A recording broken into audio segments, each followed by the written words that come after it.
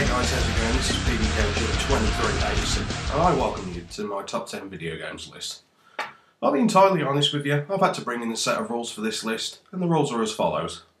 Number 1, only one game per franchise. Now, most of the games that are on this list are from multiple game franchises, and having to pick just one from out of each franchise has made this list all the more difficult to make.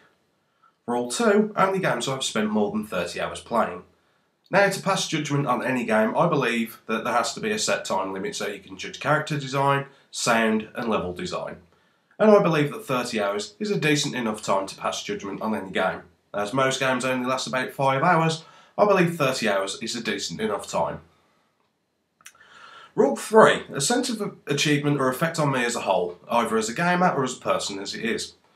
Now, as a gamer, you are really affected by what games you play and what you don't. So in this list are games that I have put down that have affected me as a gamer, to choose whether to leave it where it is or to carry on in the franchise to see where the story goes, dependent on the game.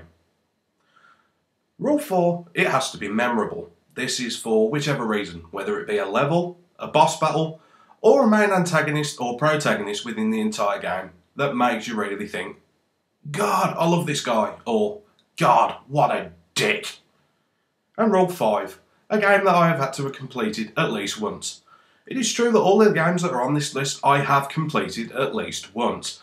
And this is also to pass on yet again fair judgment, as most games have a plus mode or multiple endings, as some of the games in this list do have, excuse me. Those are the rules out of the way, and I will say as a disclaimer, there are games out there that I have not played, so please don't get a severe butthurt if they're not on the list. This is my personal top 10. So, with that said, let's get this list under the way. And what a way to start? Number 10.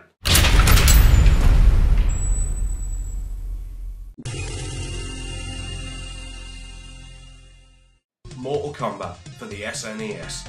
This game was an instant classic, with ways never seen before of dismembering your opponent. With classic characters such as Johnny Cage, Raiden, Liu Kang, Scorpion and Sub-Zero, it was hard not to fall in love with this game. With all of the new moves that were coming out, like throwing knives, chucking spears and throwing ice balls at your opponent, you had to think to yourself, how could this not become an instant classic? Although this game did cause a lot of controversy and bring it in the modern day ratings on video games. Want to know how? This is how.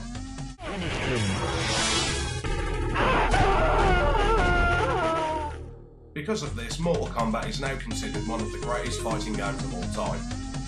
And if this was a child's game, who knows where it would go.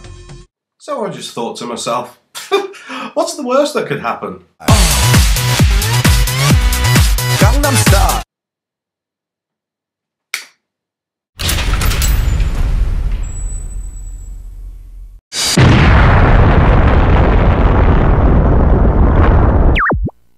WWF No Mercy. WWF No Mercy for the Nintendo 64. This game has been voted as one of the best wrestling games ever made. The previous release of WrestleMania 2000 was impressive, but THQ went above and beyond the Call of Duty when they released No Mercy. This game's graphics, sound, and even roster were vastly improved. The storylines in career mode followed the lines that were going on in the WWF at the time. I was doing quite badly in school, and when this game came out, I was nothing but excited. It was probably a bad thing that when I found out about this, I said this. No, I don't want to do my homework. No, I'm playing wrestling. I don't care if I get bad grades. Oh, God. Parents. If you smell what the Rock is cooking. What? Oh, thanks. Oh, wow, my exam results turned up. How did I do? Oh, son of a...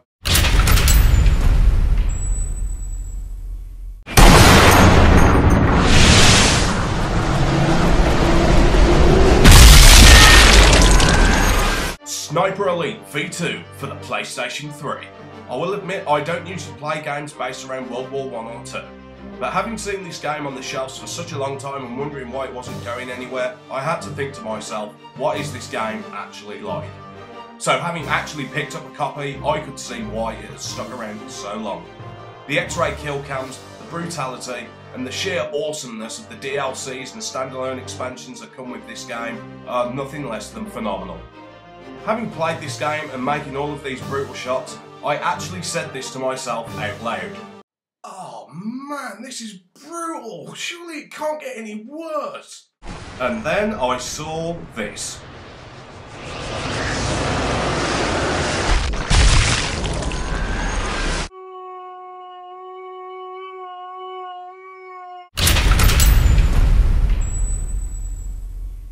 Capcom presents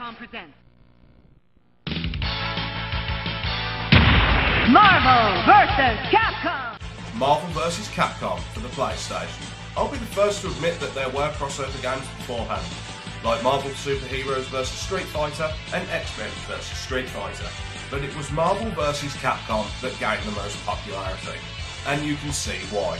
The awesome graphics, the hyper combos, and the hyper crossover combos as well. We've seen favourites from the Marvel Universe itself, as well as the Street Fighter universe. I'll be the first to admit, yes, I haven't played Marvel vs. Capcom 2. Oh, come on, there's no need for that. I did say that there were some games I hadn't played, didn't I? Jesus, give me a break.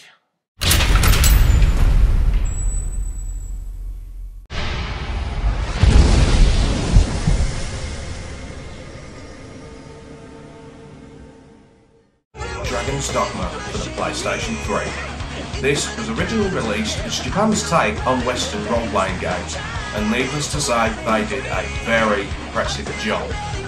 Being able to pick between several classes like warriors, assassins, mages and sorcerers, needless to say, the choices are endless, as well as customization for weapons, armour and shields, among other things.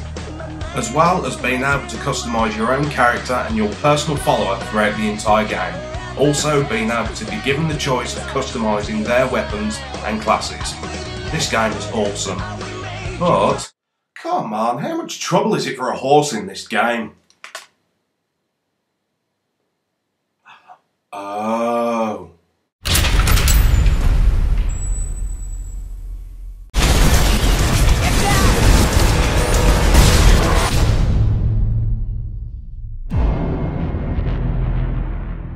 Mass Effect 2 for the PlayStation 3. I've got to admit, I did not really expect much from this game. Well, hang on, hold your horses. I'll be entirely honest, I've not played Mass Effect 1 and I didn't even know what Mass Effect was until I was told about it. So I basically bought Mass Effect 2 on a whim, and by God do I love this game. With colourful characters and a great storyline. Needless to say, all of the awesome DLC that comes with it as well. And the best part about this game is the brilliant humour, as shown right about here. Probing Uranus.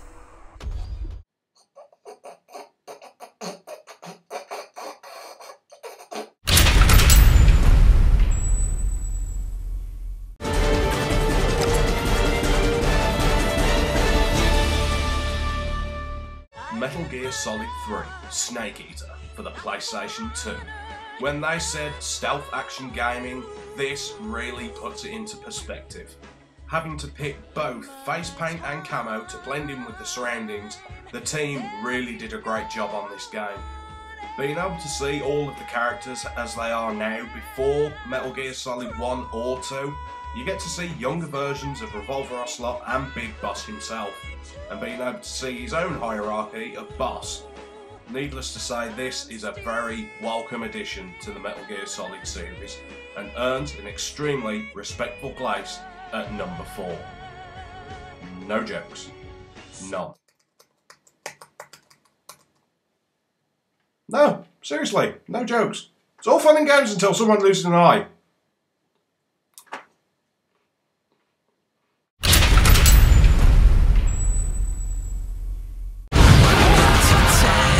Let's make it quick.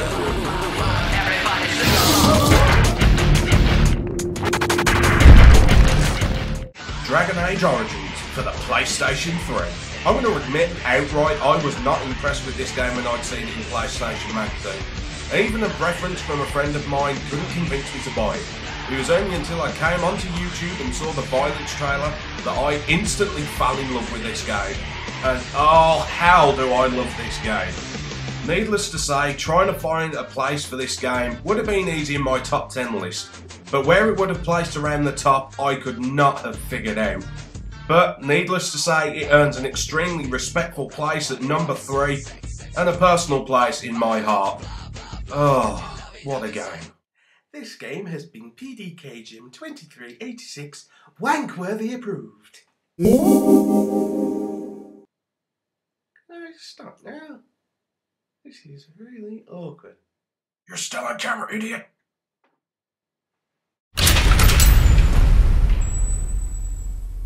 Didn't know humans could be such pests.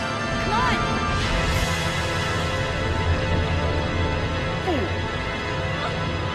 You can die here alone. Onimusha Warlords for the PlayStation 2. This was one of the few first games that came out for the PlayStation 2, and as soon as I clapped eyes on it, I wanted it. Needless to say, I have not regretted my decision to this day. With several games in the series, needless to say, this is the one that had to get onto the list. Basically because it was the first one and it has made me want to follow on in the series ever since. Needless to say, all of the fantastic characters, graphics, monsters, boss battles, it's all absolutely phenomenal. And also, it holds one of the best pieces of music later on in the series.